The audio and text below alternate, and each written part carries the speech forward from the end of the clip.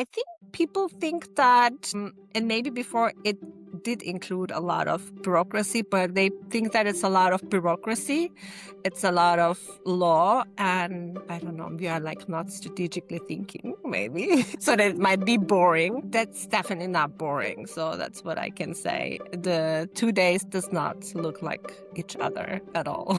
Hello and welcome to Meet the Medicine Makers. I'm Menashe, an early career drug discovery scientist, and this podcast shares real stories from people behind how new medicines are made, from early research through to real-world impact. Today I'm joined by Dr. Ceren Karacay, who works in regulatory affairs, an area that plays a critical role in ensuring new medicine and medical technologies are safe, effective, and able to reach patients. She has over 5 years of experience in regulatory affairs, and through her online blog, she helps translate complex regulations. In this episode, we'll explore what regulatory affairs actually involves, the challenges of working in this field, and how this work fits into the broader process of developing new treatments. Ceren, thank you so much for joining me today. Thank you so much for having me. It's a pleasure. To start, could you tell me how you first got into this field? A little bit about your career journey. Yeah.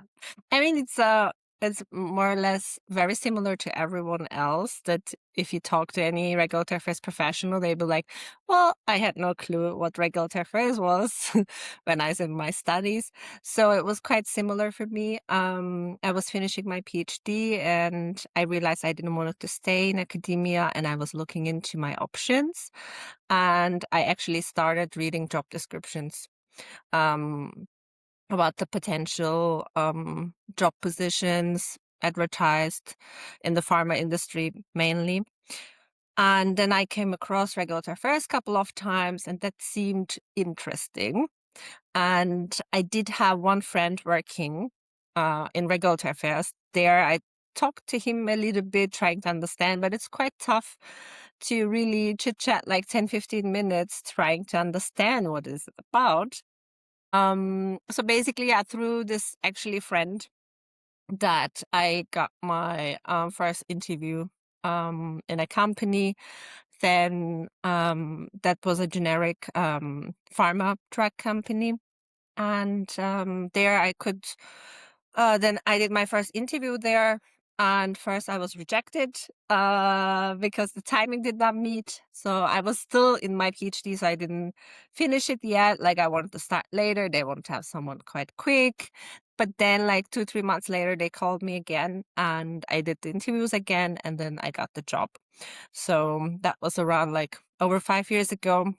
Then I figured out, okay, seems interesting. Let's start. And then I kind of like fall in love with it. So I really like doing RA. For anyone who might not be familiar, how would you describe regulatory affairs? Um, this is my description. I don't know. I think everyone can have a different description. So I think you have to have a scientific understanding. That means the product you're working with. If you're working with a medical device or in vitro diagnostic device, then you should be able to understand it. It goes same with if you're, working with food product or supplements, you should also have the training for it. So scientific understanding your product is, I think, the most important thing. And it also involves trying to understand and interpret the regulations and guidance, what's out there regulating the specific product. And the third leg probably is then, well, it depends, of course, your position and the company structure, but you're basically the face of the company negotiating with the regulators trying to put your product in the market. So these three legs, that's my description for RA. And what do people often misunderstand about RA or working in RA? I think people think that, and maybe before it did include a lot of bureaucracy, but they think that it's a lot of bureaucracy, it's a lot of law, and I don't know, we are like not strategically thinking, maybe. So that it might be boring. That's definitely not boring. So that's what I can say. The 2 days does not look like each other at all. And you mentioned no 2 days look the same. So Mhm. counterintuitively, what does a typical day or week look like for you? So like I said, I started in pharma. I can describe a day in pharma, my pharma Mm, day, and day in now currently in medtech. mhm. So in pharma, I was responsible for different, like many projects. Since it was generics, it was like 50, 60 projects, right? And they were marketed across Europe. That means that I had multiple authorities that I have to deal with. Plus, sometimes if you are also licensing your products, multiple customers or multiple providers. So that was a lot of email trafficking. That was a lot of deadline managing. So project management aspect was huge. Then of course you do have to set the internal relations as well. So it was a lot of phone calls for us because our company structure, we had a lot more one-to-one calls rather than like big cross-functional meetings. But sometimes I think it depends, like I said, on the company. Could be a lot of like meetings as well. And then of course like the actual work too. So you have to review the dossier or the technical documentation. You have to release it. If you need to submit, like you have to talk to your team, like operations team, or some people, like in some companies, everyone does the same, like from beginning to end. Some people also write technical documentation or dossier. I did not write it. Yeah, I think this is what I would say. And then maybe of course, like following up the regulatory intelligence. So the guidances changes. There are new information news a lot out there, so it's good to, of course, be aware of them, read them, but also trying to understand how it applies to your own products and projects. And if you're also involved in like workflow writing, SOP writing, um, that also takes a little bit of your time. Depends. This was like more in pharma. I think now in medtech, where I work now, I work in a smaller company. We have a lot more meetings. And so basically we are only two people, so to say, in RA. So that means um my effect is bigger, so to say, so that like my input is needed from different departments more often.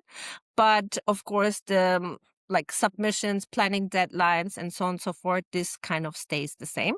Now in medtech, there's a little bit more risk management, a little bit more post-market surveillance tasks, because this post-market surveillance is done by pharmacovigilance, another department in pharma. And And yeah. what are the terms you've just mentioned for someone who might not know the regulatory affairs world? Mhm. Could you give me a bit of background about some of the terms you've just used?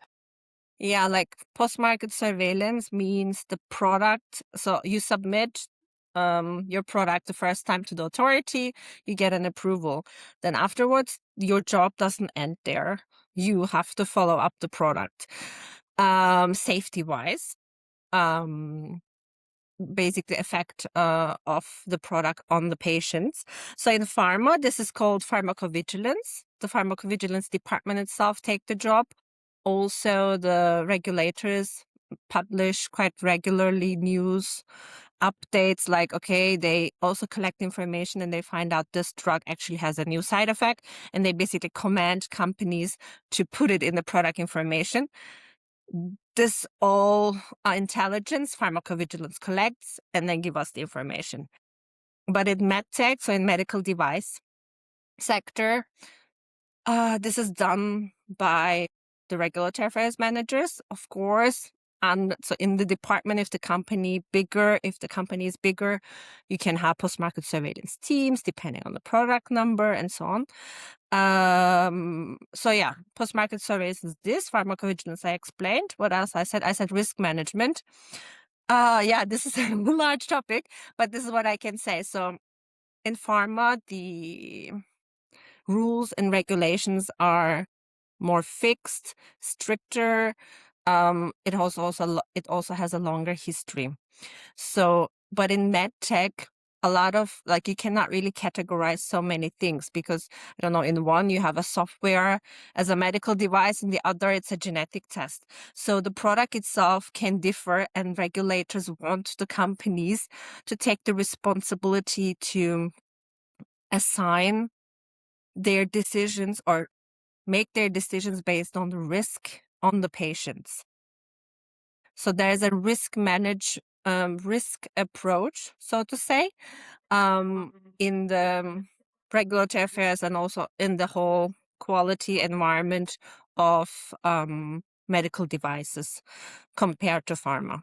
So I think that's all the terms, right? Thank you so much. Of course. And you mentioned, so you worked in pharma, which I assume was a lot bigger, and now you're working at Hmm. medtech, where you have a much bigger impact. How Hmm. would you compare the skills needed to do well in pharma versus the skills needed to do well in medtech, even though you're still doing regulatory affairs in both of them? Hmm. I think the main difference is what I try to explain when it comes to risk. You have to have a better understanding of your product when you're in medtech. And medtech is large. You can basically work in any kind of company. So that's why, like I always say, know your product. That applies to both areas. But I think in pharma, since the rules and regulations are more fixed, it might get sometimes a little bit more routiner, like for example in generics. But I think it just takes the same, like you really need the same qualities to accomplish. Maybe now in with the medtech, you can say a little bit more ambiguity, a little bit more. Uh, but basically, it's the same qualities you need to succeed in both And what are the key industries. skills that are needed to do well in regulatory affairs, regardless of Hmm. where you're working? I think communication skills is underrated because imagine you're like the company is responsible to follow these guidelines and regulations, but your department is doing that and the others do other stuff. So that means you need to tell other like marketing department why they have to prepare smart marketing materials specifically like this. That means communication, like good communication skills is needed, but also you should be able to explain the things in a simpler way without losing the meaning, because you cannot just repeat the regulation that says this, because then they will like, why? That's killing my sales, why? So you have to have these two to start with. I mean, we already mentioned the critical thinking and interpretation skills are important, because although of course the regulations are there, you still need to interpret and check what aspect, how does it apply to your product. um what else? And I think also another thing, yeah, once you have to like reading. That's important. And otherwise, yeah, you might be get bored because you have to read a lot. And what I like is also that since regulator is quite like in the middle of the things, it's you should be able to like keep the big picture in mind, like what am I doing, where my product is like starting, ending, from beginning to end. But also like you need to have attention to detail while you're reading, doing all these things. Mistakes does not like kill submissions, but it just delays, and we don't want to have that. So that would be then the fifth or the sixth one.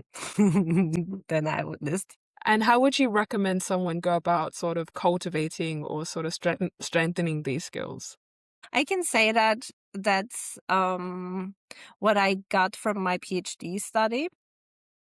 I'm not saying people should do PhD just to get into regulatory. But most of the things you actually get to like you can also get it like through your masters probably, like the whole idea of that you explain your research to the people who doesn't know, right? So these are soft skills that a little bit, let's say, hard to define. Okay, if there's a course that I can go to and then I do it, unfortunately it's a bit like different than that. But I think knowing the skills, like what do I need and how can I create this environment, how can I develop the skill to transfer it to my work while you're studying, maybe this is something to think about, because I guess there are also like different kind of like challenges you can put yourself through, right? I mean, for sure, like in our studies we do, but for example, in when I was in masters, I didn't see it, but in the PhD, yes, that there's those public thesis explanation contests, stuff like that. So, for example, that's a very nice way to really improve your skills, like how you can pitch, right? Yeah, but I guess it's quite personal and Mm, person dependent how to overcome or how to develop these skills. definitely. And switching gears slightly, you also do writing about regulatory affairs. What inspired you to start writing about the field, and what's your sort of process of developing ideas to write about? So, like I said, when I started in a generic pharma company, I did not have so much mentoring. We had a short transfer of knowledge with the previous person, which he was great. But then the thing is, if since regulatory is not that routine, your problems and your day-to-day life changes. And each project in each country in Europe is so different, um, that I felt a bit lost at the beginning. So in my first year, it was quite tough. So I had to learn everything by doing, which is also fine, and that happens quite a lot.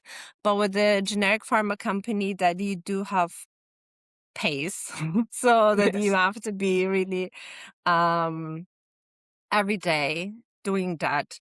So I think that was my, like, looking back, that was my motivation. Like, I worked there like 1 year, and then after 1 year, that it slowly, I figured it out. But then I was like, why is it taking that long?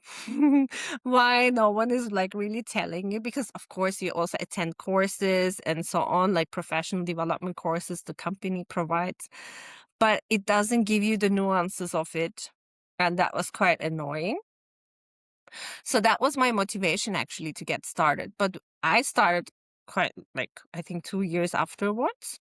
So it took me time until I start because I had the time. So after 3 years, I actually started in a clinical stage gene therapy company. I always wanted to do something more like with the yeah, with the disease mechanisms and more like close to my background because I did molecular biology. And but then after 2 months I had a layoff. Uh that's why I had the Yeah. time suddenly. So then I was thinking, okay, if I have to start writing, it's the time now and I should just get going now.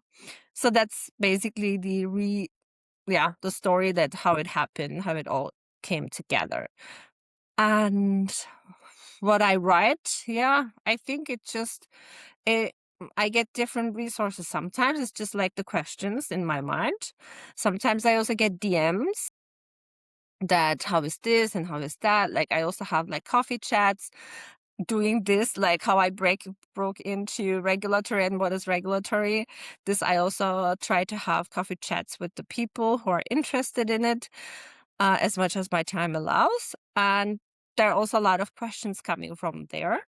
I try to keep my blog less technical, so to say. I mean, still trying to bring the technical aspects, so like what kind of lessons we can learn from. But the technical part, I think it's quite clear, or like you can understand it better without needing so much guidance. So that's why like I keep it a little bit less technical. That's why it also attracts a lot of people who are interested in the field. Yeah, that's that, I think, summary. And for someone who hasn't seen your blog or they haven't read anything, what should they expect if they were to go and look it up? I mean, on LinkedIn, I'm talking a bit more general about like how to break into regulatory affairs, what are the things that you should be thinking about and doing in this field, and a little bit more a general aspect of regulatory. But I also have a newsletter right now that I publish both on Substack and LinkedIn. There I talk about first the career aspect, because this is like really wanted section. But I also talk about like recalls and how can we learn from these recalls to do our own post-market surveillance, because this also doesn't come with a book saying this is something that you need to report. The regulation is quite vague. It basically says it can lead to death, it might lead to death, it might lead to injury. If you're not sure, still report. This is basically what the regulation says. So you really, that's also what I did again in my job. I started to read recalls, trying to understand how can I translate it to my product. So career section recalls, I try to bring some insights, describing how I kind of approach things in regulatory. That's, I think the name of the section is like quote to explore or something like that. And I also like to feature like some LinkedIn posts and people on LinkedIn to follow, because I think, so regulatory is a huge community, and whoever is sharing stuff is like have something to say, and working in different companies and different industries just makes it richer. So I try to share the people that I follow and the posts that I find interesting. Yeah, that's about it actually. And then I generally also talk about like if I have an audit, I talk about a little bit of the audit things. And so it's a bit more like it starts with my weekly thoughts on at work. Yeah. And you mentioned that this blog came out of like you had a layoff and then you started writing. Unfortunately, science, a lot of people do experience layoffs. And would you have Yeah. any advice for anyone who might be navigating that part of their career journey? I mean, if they are interested in getting into regulatory affairs or trying to understand, I would suggest them to start reading job descriptions like I did. Because regulatory affairs is a large field. Even in each country, the company types you would see is different. Like I live in Austria. We have, I think, couple of headquarters of international companies, at least European headquarter. But that means that you also have like sometimes affiliates. Affiliates, regulatory affairs in the affiliate does a completely different job than in headquarters. Or if you're interested in, I don't know, med tech, depending on the size of it, maybe you can just like do the job for post-market surveillance, or you're just writing the TD. So it's really different, like what you can do. So I think if they're interested in it, they should just like see what's out there, because not everyone is going to work in the headquarter regulatory strategy. This is not going to happen based on where you're at least not at the beginning. So like you get to understand the job market basically. This is what I would suggest if they're interested in getting into it. As we sort of wrap up the end of this episode, have there been any interesting cases or sort of things that you've worked on in the past or anything that you're interesting that you're working on now? Hmm, that's a very good question. Um, yeah, okay, I do have one. It was potassium iodide. So once Ukraine and Russian war started, there was this whole so we are quite close in this in the basically this part of Europe that we are quite close, and everyone got like quite upset, of course, but like also scared of the nuclear war and radioactivity. And potassium iodide, we had it in our product portfolio, which was dormant. So we were not actively selling it. But it's a product that's used against radiation. So yeah. And that product was active, but like registered only in a couple of countries, and that was my product. And they wanted to register it in the whole Europe. And normally, since it's it's called like well-established product, like the product is the chemical itself is known in the field quite long time. That means we registered it basically with limited clinical trials and more literature information. But since they want to register it whole Europe, they wanted to discuss it, that the regulatory pathway should be centralized procedure. That means you send one application and it's for the whole European countries. That was a project that I was like working last before I was leaving. So trying to convince EMA that we can register the product, although it's a known and old product, that because centralized procedure is for the innovative products or for specific therapy areas like cancer and orphan diseases, so on and so forth. So because EMA doesn't have much time, they don't want to deal with it. So we were trying to convince EMA that this is a big deal and we need this Yeah, drug everywhere yeah. in Europe. But unfortunately, I left before I concluded the project, so I don't know what happened, to be honest. That sounds like a really interesting project. Jareen, thank you so much. Yeah, This has been a really of course, insightful conversation. I really appreciate you taking the time to share your experience of and your course. perspective. And thank you so much. Thank you so much for the invitation. I hope that people enjoyed the chat. And if they have any questions, they can write me on LinkedIn or better Substack, because Substack doesn't have any limitations. Thank you so much. And thank you so much for listening to Meet the Medicine Makers. This podcast explores the people behind how medicines are made, from early research to real-world impact. If you found this episode useful, why not share it with someone who might benefit? And you might find out more about Jareen and her work in the description below. See you in the next episode.